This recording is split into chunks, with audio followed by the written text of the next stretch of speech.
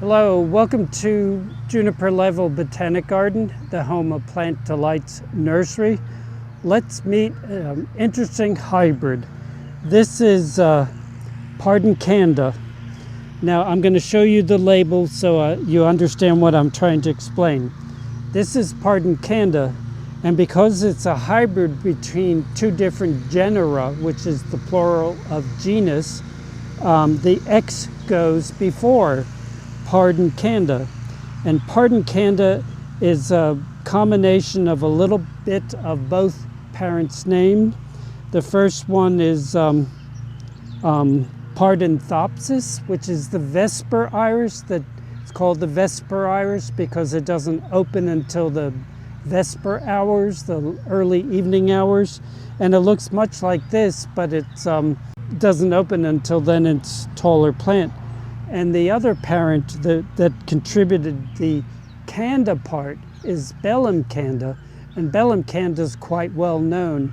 It's the plant called Blackberry lily because the flowers look like this, but when the fruit opens up, it has a cluster of shiny black seeds that are all together and look like, for all the world, a blackberry fruit.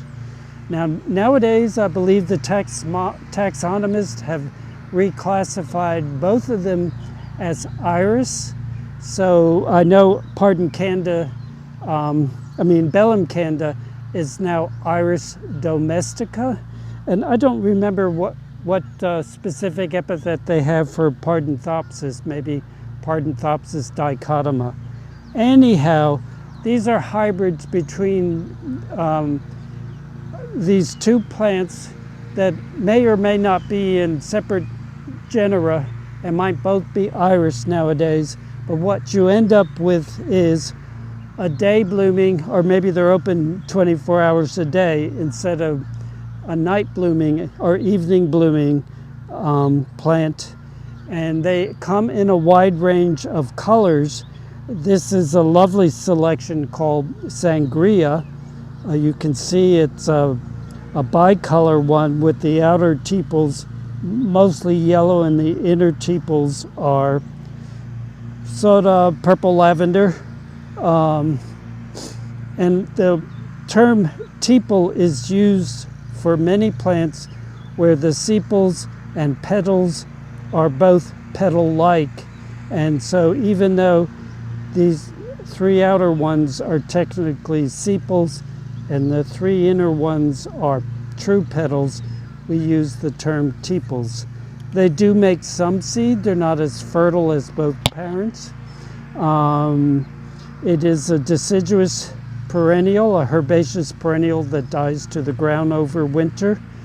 It's a clump former, so it's only going to slowly make a bigger clump, but it is not going to romp through your garden. This is a full sun location where they have sun all day. They don't have to have sun all day, but a good amount of sun is best for the most flower production, and just average soil. I don't think they would tolerate a soggy soil, but they certainly tolerate anything a little bit less than soggy and are also fairly drought tolerant. It's in bloom for months during the midsummer, and we'll quickly view a few other selections with different colored flowers. This is another selection of Pardancanda, one named Red Hots. When it started blooming about 6 weeks ago or more, it was much darker, and now it's lightened up, and it's more of a, I don't know what, cinnamon red and burgundy. Again, a slight bicolor, where the outer tepals and the inner tepals are different shades, but a lovely one. And these are topping out at a little bit less than 3 feet tall. I've never known one to fall over, so it's nice when plants manage to stand up on their own. If you were to grow additional plants from the seed, you'd probably get a whole range of colors. This is another selection. The cultivar name is Heart of Darkness. It's not having its best day. I think these flowers just last one day. So one day it'll have a huge swarm of flowers and another day not so much. But you get a suggestion of its color. A fairly clear violet with a darker center to the sepals. An interesting thing is when the flowers fade, they spiral up. That's a good one. They spiral up. You know, death does become it. But that's really interesting that they would bother doing something like that. And this is the Pardanthopsis dichotoma, the Vesper iris, one of the two parents of the Pardanthopsis, the Pardancandas. And you can see at 3 o'clock in the afternoon, the flower buds are very tight. And then they'll open fairly quickly. I run through the garden at 5 o'clock before I close up the gates, and they're open by then. So sometime before 5 o'clock, the flowers open up and are open all evening. But it's a beautiful and charming thing. It's fun to have plants in the garden that sort of mark the hours of the day, like 4 o'clocks, which here tend to open up at 7. But just as easy a plant as its hybrid offspring. The other parent of the hybrids are the Belamcandas, and I've only ever seen them in 2 colors.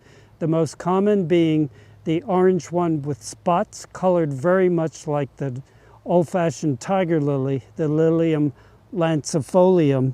And then there's also yellow variants of the Blackberry lily. And between those parents, there is a wide range of colors of the hybrids, the Pardancandas, and we only got a little taste of that today. So they're easy garden plants blooming through the hottest part of the summer and very low maintenance, carefree plants. Thank you for your time today, and I hope to see you again in the garden.